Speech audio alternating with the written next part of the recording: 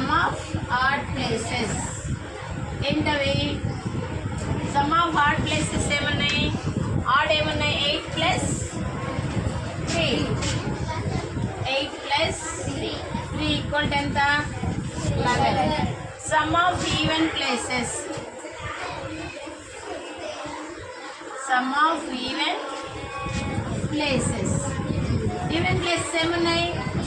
Only 0. So కాబట్టి 0. ఇప్పుడు ఏం రాసుకోవాలి మనం? Difference of. డిఫరెన్స్ అంటే సబ్ట్రాక్షన్ చేయాలి. Difference of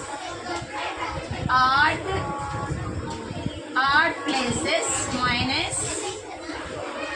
minus even places. Odd ప్లేసెస్ని ఈవెన్ ప్లేసెస్ని ఏం చేయాలి మనం? సబ్ట్రాక్షన్ చేయాలి. ఓకే, ఇప్పుడు 11 - 0 అంటే ఏమొస్తుంది?